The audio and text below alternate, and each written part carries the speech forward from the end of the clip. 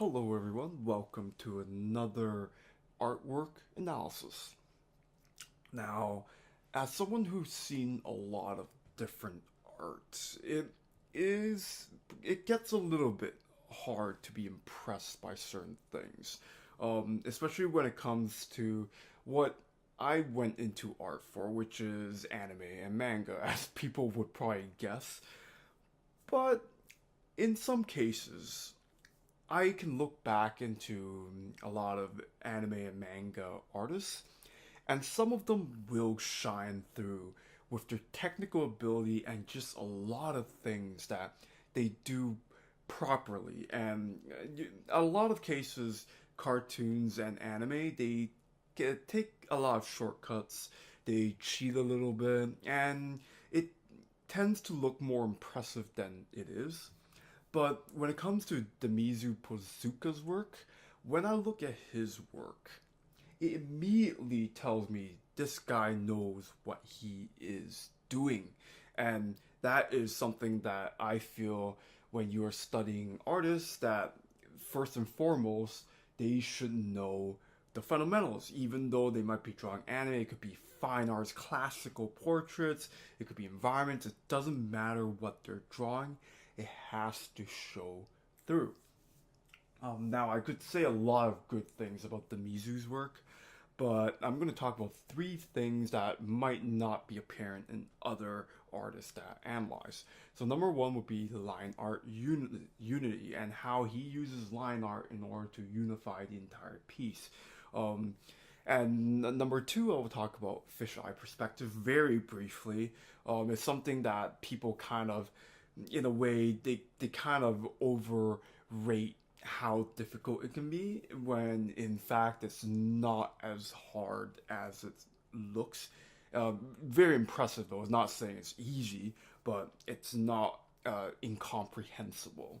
And number three, I want to talk about movement and how he utilizes the perspective in order to create a composition that is appealing and keeps you within the frame. So first and foremost, I want to talk about line art unity. So I've talked about this before in other videos, especially the ones where I talk about it's something with line art. But line art, the really key thing about line art is that it unifies your piece no matter what colors you use and whatever you draw. So what I mean by this is when I talk about color distribution, as in a composition will have a color throughout the entire piece and nothing is isolated. Line art kind of pushes that naturally because you are technically spreading the. Let's use a blue here. You are technically spreading the color black all throughout the entire piece. So no matter what you do, it it creates a unity that a lot of other classical styles won't have. So stuff that wouldn't have line art. Now this is a good thing and bad thing. So when I when is it a good thing? Well, you don't really have to think about what colors need to be at certain places because the black line art will unify the pieces together. Now, the bad thing is that a lot of people get into the habit of being used to it, and this will create very disjointed pieces when you take away the line art because when you start taking away the line art, then the individual colors can start looking wrong if you're not aware of it. And again, black kind of nullifies a lot of the problems when it comes to having a lot of colors. Now, of course, going back to what that means for good use is you can have a lot of colors that may not work without line art, because again, you are nullifying the effect of having a lot of different colors since black kind of unifies the whole piece. It's a little bit hard to explain, but hopefully that made sense. Basically, when you have line art, your entire piece will have that the black line art in order to spread the colors around, which creates a more unified piece. As when you take away the line art, then uh, nothing is kind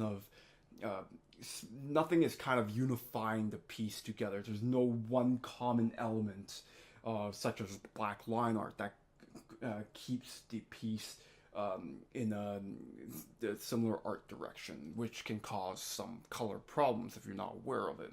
So, Demizu Posuka's work, now not everyone uses this style of line art where it's very sketchy, it's very thin line art.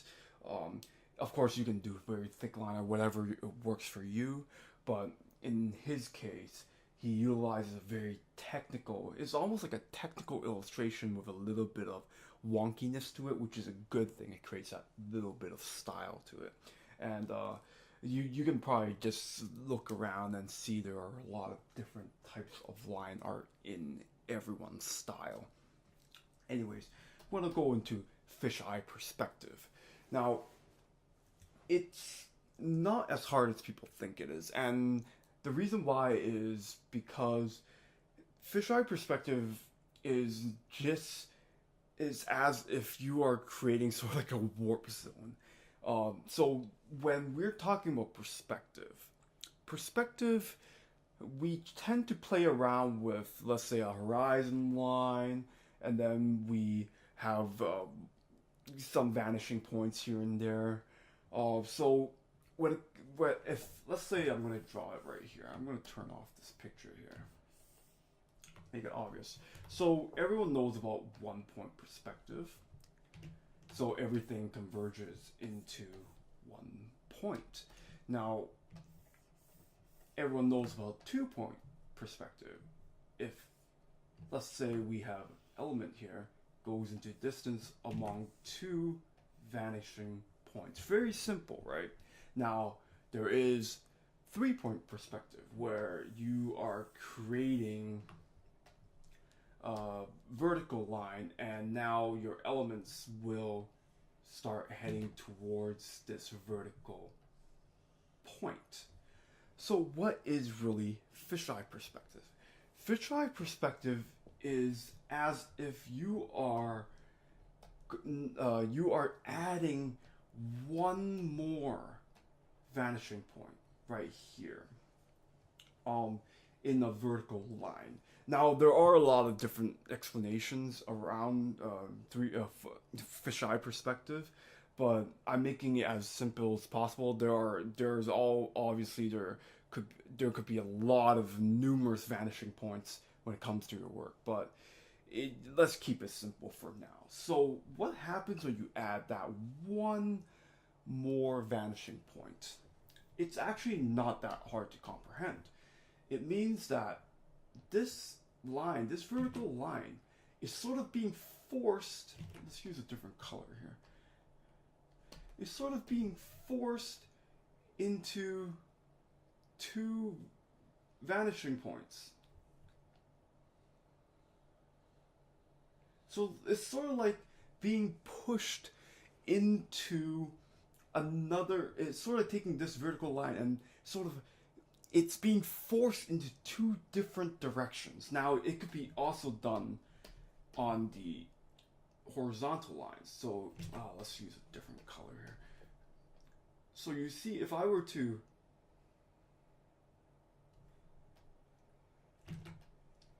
force the two together, now there's not the perfect fisheye perspective. Naturally, you would kind of want it to be like this, a little bit more even on the length and width of both. But it's sort of, you kind of get the point, right? So it's as if those formerly straight lines are being forced, but being pulled into two different vanishing points, and it naturally curves into it. It's sort of like two people trying to fight over this line, and they're both pulling, they're pushing, they're trying to get it to their vanishing point, which creates this circular motion right here. Now, let's go back to Demizu's work. So you see, it's not that hard to comprehend. In fact, it's not as, it's sort of like you could put this in your work quite easily. I'll tell you afterwards what makes fisheye perspective so difficult. So, if I were to create the horizon line, it would be like this. The vertical line would be right here. It's a little bit curved. Maybe I could make it a bit. Now the other thing is with perspective, it's to your discretion on how much you follow it. So in Demizu's case, he would most likely morph the perspective a little bit in order to make a more appealing movement. So you already see, so if I put the vanishing point, let's use a different color here. If I put the top vanishing point right here, the bottom one is probably out of the frame, but you see, we end up with the lines along the wall. Now again, morph the perspective however you want it, as long as it kind of follows sort of properly. Do not worry about too much on the technical aspects. Making a pretty picture comes over technical perspective. Now you see, as like everything kind of creates this really oval ellipses shape. Now not everything is under this. So for example, he's probably not going to be nuanced and not going to waste too much time on creating the characters in fisheye perspective. It's again not really necessary, and is extremely difficult and not something to really work with unless you really need to. But in general, you kind of get the picture here. Everything is kind of curvy. It doesn't have to be perfect, but it follows some sort of general pattern of the fisheye perspective. So what makes fisheye perspective difficult? It's actually not. When I kind of put it together, the technical aspect of fisheye is not that hard to comprehend. What's hard is creating a picture out of it, because naturally, when you create this sort of perspective, you are going to create conflicting points of interest. So here, there's a vanishing point, there's vanishing points over here, so vanishing points down there. So you end up creating movements that might not be intended if you are not careful with how you color and how the rest of the picture works. It might start catching attention on places that you do not want. And again, use fisheye perspective at your own discretion. Even Demizu here, as technical as his work is, he kind of changes a few things here and there in order to create a better movement throughout the piece. I'm sure you can look into this work and you'll find those little changes. It's not a bad thing. Again, it's not something that I'm saying don't do. In fact, I always prioritize having a pretty picture over having perfect perspective. Number 3, I want to just briefly go on movement, even though I already talked about it. The movement is what matters. Perspective is one form of movement because you are creating elements that will converge onto a vanishing point or vanishing points. So again, everything kind of naturally makes you want to look into the high area and then also the low area down there. Now, what he does in order to kind of die down on how fisheye perspective works is having these stairs. These stairs create a very interesting movement, and he's using the stairs as a means to force your eyes to stay into frame.